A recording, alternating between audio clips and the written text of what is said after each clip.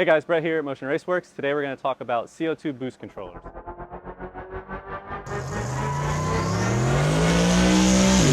going to show you the offerings that we have. We're going to plumb the system here on the table. We're going to hook up an ECU and a laptop and show you how it works. We're going to go through some diagnostic steps and things to look for when you're routing your lines and making your system. Okay, so what we have here laid out on the table is a Motion Raceworks CO2 boost controller kit.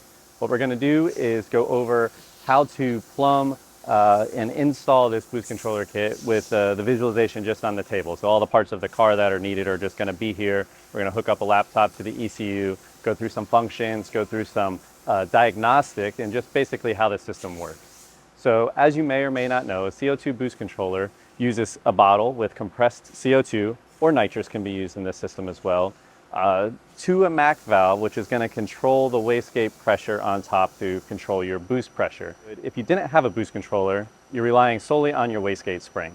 So there's a reference line coming to the bottom of the gate from the turbocharger. There's nothing going to the top of the gate. Whichever mechanical spring is in your wastegate is going to control your boost level. So if you have a 10-pound spring, your turbo system, depending on the system, is going to make around 10 psi of boost. So then the next stage would be a standard boost controller. Standard boost controller uses a 3-port MAC valve that's going to take compressed air, boost air from your turbochargers, compressed in the turbocharger. From the MAC valve, you're then going to have a standalone boost controller if it's an ECU or if it's like a gauge style or an AMS. Then that is going to take the compressed air that's created from your turbocharger and then regulate it through the MAC valve to go on top of the wastegate. This system works. It's been around forever. The problem is, again, precise control and to achieve more boost. So with the standard style, without the CO2, you're relying on the boost that your compressor is making. So if you have a 10 psi or 20 psi of boost here, that's how much air you're going to have available to put on top of the wastegate. The wastegate spring is going to play a major role in this system because you're limited on the amount of air pressure available to you and the time that you have that air pressure. You don't always have the air pressure because you have to wait for the turbocharger to make boost, so you have to wait until the turbo makes boost, then you have pressure to be able to add more boost. You're using the compressed air from the turbocharger to put on top of the wastegate. So when you're on your starting line spooling or as the turbo's coming up, you may only have 1, 2, 3 pounds of pressure to put it on top of the gate. With this system, you don't have much control other than the fact that you can make more manifold pressure than what spring rate you have in your wastegate. So then what happens, say you have a 10-pound spring, you have 10 pounds of boost, now you're making 20 pounds of boost because you put 10 on top of the 10-pound spring. But now you've made 20 pounds of boost, you're reaching a back pressure limit that's 1-to-1, and now you're having a hard time creating more boost because you can't close the wastegate more. But there's many single turbo setups and many turbo kits that require more pressure on top of the gate than your boost that you're looking for to be able to achieve that. So there's no other way to do that than with CO2. With the CO2 system, you're going to have the most control available of your manifold pressure at all times on the racetrack. With the CO2 controller, you can put up to whatever your regulator pressure is, shut the gate, get the maximum exhaust pressure to the turbo as possible to help it light up. It includes that from right after you leave the starting line. In your system, you're going to build a race map to control starting line pressure, and then basically however your system is entailed to dial in from 1/10 of a second throughout your race time of how much CO2 you put on top of the gate to be able to get the turbo up to speed. And once the turbo is up to speed, then kind of open the gate more to be able to control it at the level you want and run that throughout the run. You can add a scramble button, add more at any given point, or any availability of your ECU to be able to control that. The CO2, like I said, gives you maximum pressure instantly, and you don't have to wait on the turbo.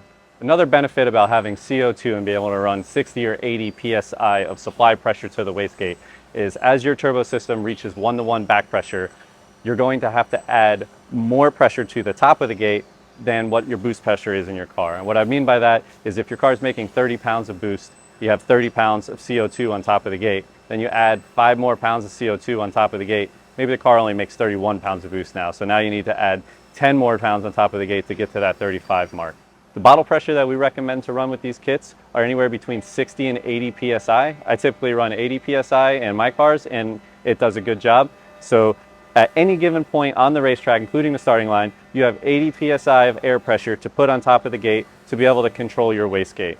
With the CO2 system, you can run a lower pressure spring in the wastegate to give you a wider variety of boost pressures that are available to you because you have the CO2 and your total amount of air is endless with the bottle. Some people will run all the way down to a 3 psi spring in the wastegate and then use the CO2 always to make anything over 3 pounds is going to be CO2 control. So on the table here we have the offerings for Motion Raceworks. This system can be used with any aftermarket boost controller. If it's a standalone controller or a built-in ECU controller, this system will work with that. This is a twin turbo kit. This is going to come with additional fittings to be able to split when you have more than one wastegate. The twin kit refers to twin wastegates because there's a lot of single turbo cars out there with 2 wastegates still. For that reference, you will use this twin kit.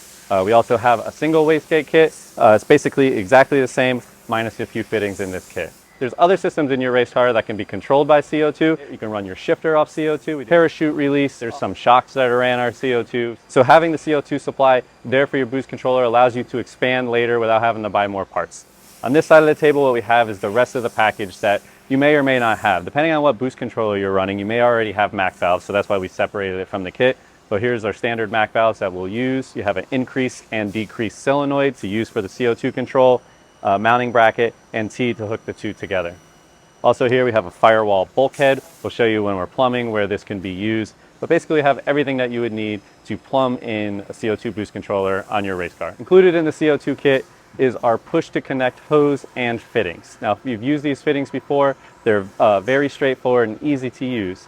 That being said, they're a little too easy to use and a little too straightforward. You can create some leaks on yourself if you're not careful with a couple elements. The first element will be cutting the line, and then the second element is going to be make sure that the line is in far enough and seated on the O-ring on the connector. The connector itself has an internal O-ring and then a spring clip that grabs the line. So that's when you push it together, you'll feel it go over the O-ring, and then you'll pull, the spring clip is holding it, and then it's together. To remove it, you'll simply depress the collar and then pull the line out. You can see the witness mark on your line of where the spring engaged the line, so you can get an idea of how far the line needs to be into that fitting. So if you ever put one together and you didn't feel like it got seated fully, you'll pull it apart and kind of look at that witness mark and know that you didn't get it. Most boost controller setups are all MPT 1/8 inch thread.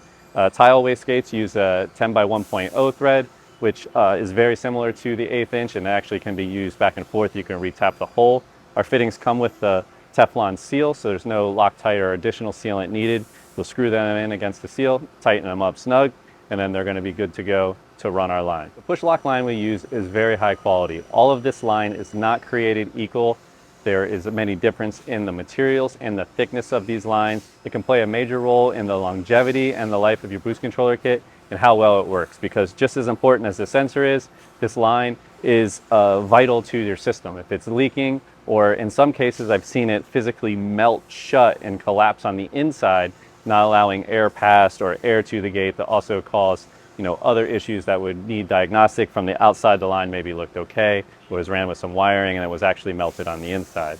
So it's a good idea to keep this line away from any direct heat sources. If it's run by a header or something that's going to be 1,000 degrees, it doesn't matter what it is, it's going to get damaged. And remember, as important this is, as boost control is, you want to make sure you do a good job routing this line, keeping it away from heat sources, using heat shielding or wrapping if it has to be in a spot. And then when it gets close to our wastegate here, like say the line's going to run around here, there's no way to keep it too further away, then you're going to want to put a little heat shielding on there. Again, just be cautious of any heat sources. You want this line maybe to come up here away from the heat source, just so you don't have any failures or something that can compromise the system further down the road. The most important part of sealing a push-to-connect hose is the cut. And what the cut is going to dictate is the shape of the hose at the end. This hose has to seal on an O-ring that's within the fitting. If the hose isn't round, then it's not going to seal on that O-ring. These are some common tools used to cut these hoses. These are very good tools. PVC cutter I've seen used before, wire cutters I've seen used before. But the problem is these still pinch the hose and misshape the hose as it's cutting, depending on the sharpness of your tool. The best method still, I believe, is a fresh razor blade to make a perfect cut without actually putting pressure on the hose to kink it. I'll show you now a bad cut and what happens. So these are very sharp side cut. These are actually zip tie cutters. And as they cut, they pinch the hose. It makes the cut. The hose has some memory. It's coming back. But as you can see there, it's very round or very oval and it's not very round. So what that's going to do is cause the O-ring not to seal on your fitting. You can kind of push it back and get the memory back and kind of hope that it's good, but you know, that's not the best tool. These cutters kind of do the same thing. Best way it's going to do is to lay it on a flat, hard surface, get a razor blade, cut. This didn't apply any pressure to the shape of the hose. The hose stays round, and now it's going to do a good job sealing on the O-ring. Line routing of the CO2 kit. There's a nice diagram on the website along with the instructions for this kit. The pressure line is going to come from the bottle. It's going to feed pressure into our increase solenoid. The T between the two solenoids outlet is going to be our boost control reference, which is going to go to the top of the wastegate.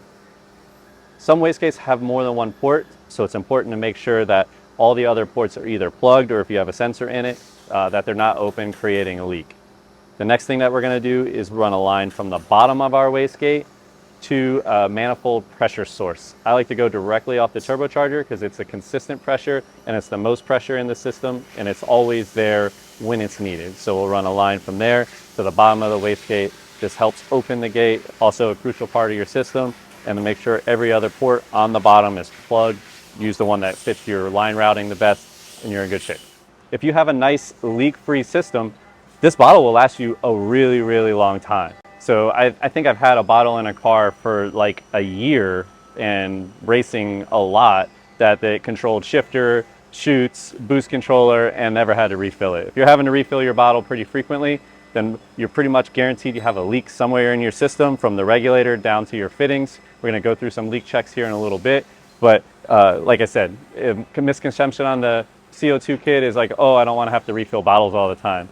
If you build the kit correctly, use the good parts, you're not going to have any leaks. This bottle's going to last you a really long time in your race car. Now, if you're out racing a lot, you know, I keep a spare bottle in my trailer in case a line does happen to leak. Have a spare to go off of. All right, so we're going to get started. Going to go ahead and act like this is a car, shrunk down so you can see it. We're going to go ahead and install our regulator, set our pressure, run our hose. We won't be able to mount the bottle, but you can visualize that this is going to be mounted to a roll cage with our bottle mount. Hook up our wastegates, plumb here, plumb our turbo to the bottom of the gate, and then we're going to use a throttle percentage as our activation in our ECU for our boost controller. With aftermarket ECUs, there's almost endless options of how to activate a boost controller or how to make a curve. If you're drag racing, you're going to use your trans brake and use race time as a curve, but I like to have a throttle percentage in there as well. So if you are pedaling the car, it will lower the boost pressure some too, because if you have to pedal, then more than likely you don't need as much power as you're trying to give it, so it's good for that to lower the pressure. We don't have a trans brake, so we'll just use throttle position and show you on the ECU how it's going to work. Okay, so we have our race car set up here on the table. This is a complete boost controller setup that would be in your car, all condensed here down on the table. We have our ECU, our Hall Tech down on the bottom, which is our electronic boost controller. We're using the one internal of that ECU. We have our CO2 bottle, our wastegate, turbocharger, and our throttle body, because we're doing a TPS activated system at this time, and our MAC valves. I went ahead and assembled the MAC valves. There's a diagram that is on the instructions for the CO2 boost controller. We have an increased solenoid and a decreased solenoid. The bottle will be plumbed to the increased solenoid. It will be ran by the ECU to allow pressure to go into the wastegate, and then the decrease or vent solenoid will vent off the excess pressure to maintain the targeted CO2 pressure. And how it's knowing the targeted CO2 pressure is our CO2 wastegate pressure sensor, or dome pressure sensor. The sensor is very important and often overlooked in a CO2 boost controller, because this is basically the heart of the system. Everything is important, but the sensor itself is controlling the closed loop portion of the boost controller. So if we have a sensor that's failed or not working correctly and it's reading on the low side, the ECU will continue to pump CO2 into the wastegate to try to achieve that pressure. So what can happen in that circumstance is an overboost situation. If you don't have a safety setup, engine damage can occur, or opposite effect, you can have an underboost situation where the sensor is reading erratic, and then now you're not getting enough CO2 to a wastegate, and now you're not making the boost that you're commanding, and then you can lose a race. So I don't know what's worse, losing a race or having engine damage. I think losing a race is worse, but that's up to you. These pressure sensors can be mounted directly to the wastegate, or you can use a Rife block to remote mount the sensor. So before we do any plumbing, the first thing that we need to be sure of is, where's my sensor located, what kind of life is this sensor going to live during a pass or driving down the street 100 or 1,000 miles? And is it in a good location where it's going to do the job it needs to do to control my boost controller how it needs to be controlled, so I can not lose a race or not damage my engine. In this scenario, and most scenarios, mounted right to the gate is okay, because this is going to, as I was saying earlier, the pressure pulses from the solenoid. Mounting it on the gate, the diaphragm, by the time the air reaches the diaphragm and pushes down on the valve, the pressure is equalized in the dome of this wastegate, and it's going to give you a more controlled signal. So if you find yourself in this situation where this guy's mounted to, your merge pipe, the header's over here, and then your down pipe is coming over here, just because that's the way your car has to be packaged, and this thing is in any realm or radius of an exorbitant amount of heat during a pass, what you want to do is remote mount this sensor. The best solution, in my opinion, is the right sensor block. That's how I do it on my car. The hose length to that block really doesn't matter. I think I have a 3 or 3.5 foot hose going from my wastegate all the way up to the sensor block, and the readings are instant and the control works perfectly.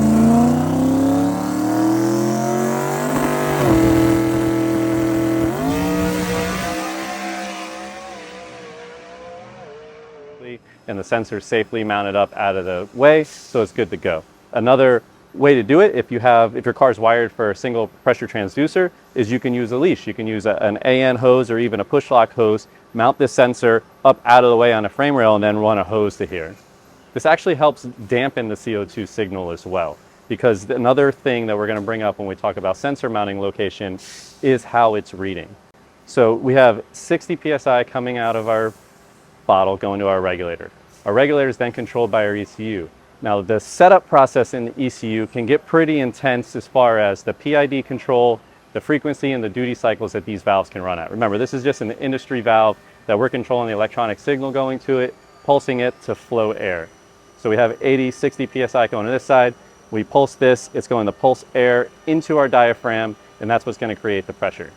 The most common mistake that I've seen in the past is mounting this sensor directly next to the solenoid or anywhere close to the solenoid. We'll put a T here and it's like, oh, I got a plug here, so I'll just run my wiring here. It makes it nice and easy. But what happens is these sensors are extremely sensitive.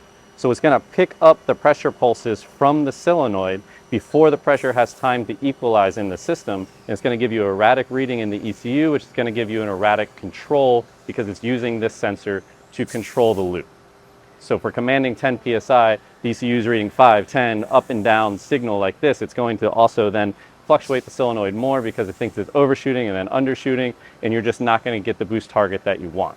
In some extreme circumstances, I've seen some very noisy boost controllers on cars. We've all maybe seen it before if you tune many cars, and I've actually seen circumstances where we'll run a back pressure canister in line to this sensor to further dampen the pulses from the solenoid. If you have a very active solenoid with a lot of pulses, we want the sensor data to be stable. We don't want to electronically filter this data because it's going to slow it down too much. I believe that most of those pulses can be fixed in your PID control, or maybe you have a leak somewhere that's causing the pulses. The dampener is a worst case scenario, in my opinion, but I've seen it on a lot of cars and it works well. Be sure our sensor's in a good location and you're going to have a good boost controller. When you're first setting up your car, you're going to have to learn your CO2 settings. So it's going to stay linear just as before. So if you have a 10-pound spring, you make 10 pounds of boost. I add 10 pounds of CO2 on top of the gate through your boost controller. Now you make 20 pounds of boost. You had 15 pounds, now you make 25 pounds of boost. Until you achieve 1-to-1 back pressure, that's around when this number is going to flop. So as I said, it's going to stay linear. So 10 plus 10 is 20, but now let's say you're making 40 pounds of boost. So you have 30 pounds on top of the gate, 10 pound springs, you're making 30 pounds of boost. Now to get above that, because now your system is reaching 1-to-1 back pressure, so there's pressure on the bottom side of the valve that is trying to push it open as you're pushing it closed. So now we can add 40, 50 pounds of CO2 on the top to overcome that back pressure and still make more manifold pressure. Okay, so now it's time to run our push-to-connect line from our CO2 bottle to our MAC valves. So this bottle is going to be mounted more than likely inside the cabin of your car. These MAC valves are going to be out by the wastegate, so we have to pass this line through the firewall or through a fender liner somewhere to go through the cabin. If you have a fairly stock car and you have grommets with wiring running through your firewall, you can pass this along through the grommets through the firewall. It does a good job. Or we also offer this push-to-connect bulkhead fitting, which if you have a sealed firewall, you can drill a hole in the firewall and then screw this bulkhead fitting to it. The line will run to this side of the bulkhead fitting, then the cabin side will come out of that. It's very nice, keeps the firewall sealed, and protects the hose against any abrasion that it could get going through the firewall. So the CO2 bottle is going to be mounted in the cabin of the car. We have a roll bar mount available in a couple different tube sizes that's going to, make it nice and easy to mount this to your roll cage. The bottle can be mounted pretty much anywhere. A lot of times they're either vertical standing up or laying down flat. This bottle weighs about 8 pounds full with the regulator. When I'm mounting my CO2 bottle, I try to take that in consideration on weight placement on the car. If I need a little more weight in the front, maybe I try to sneak it up on one of the door bars, or if I need weight in the back, then maybe I'll put this guy back in the trunk. You want it in an easy location. A lot of times I try to make it where I can reach it as the driver, only because say you forget to turn your CO2 on the run, you're not making a good pass. So that can happen very often. So either I'll make sure that the regulator is facing me where I can peek at it, or that I can reach the bottle. So your crew guy can either confirm that it's on, or you can reach and turn that it's on. When you're mounting your boost controller solenoids, you're going to want to keep them relatively close to the wastegate. What that's going to do is allow a quick response or fill time to the wastegate to speed up the control loop of the system. So again, just like everything we've been talking about, these are electronic valves with wiring to them, so we want to be careful of heat source or moisture or water getting to them. But again, we're going to want these somewhere in the engine bay or on the front of the car. I like to get them as close to the wastegates as possible so the hose running is short and the response time is fast on the system. If you're installing a twin wastegate system, you're going to have a T that comes from our MAC valves, and it's going to split and go to each wastegate. Now this T is important in a sense of line size going to each gate. I've ran them a couple different ways. There's a lot of theories out on this, but basically I made an example, an extreme example of, depending on how your car is packaged, we have our feed line coming from our gate. This goes to one gate. This one's going to go to the other gate. The pressure equalization in the line is going to take a little longer to get to the other gate. So a lot of times what you want to try to do is make sure that your T line is equal and you have the same size hose going to each wastegate. That way you know there's not going to be a difference. When the pressure comes in and goes to each one, it's going to have equal filling time, and your system's always going to function properly. Okay, I cut a few hoses to length here to do the system. One thing I wanted to mention, like I said before, this is an O-ring seal that's in here. So a little lubrication on this line will help slide over the O-ring without nicking the O-ring, and they go together. I like to use silicone spray or any O-ring type lubricant. It'll work good for that. And that's it. Our boost controller is Plumb. Pressure line going to the valve, control line going to the wastegate, and then the reference source going to the bottom of the wastegate. It's ready to operate. Now that our lines are connected, we're going to go ahead and turn on our CO2 bottle, set our regulator, and check our reference line for a leak. The CO2 regulator comes with a dual gauge setup. This high pressure gauge on the one side is going to tell you the pressure inside the bottle. The second gauge is your regulated pressure that's coming out of the bottle.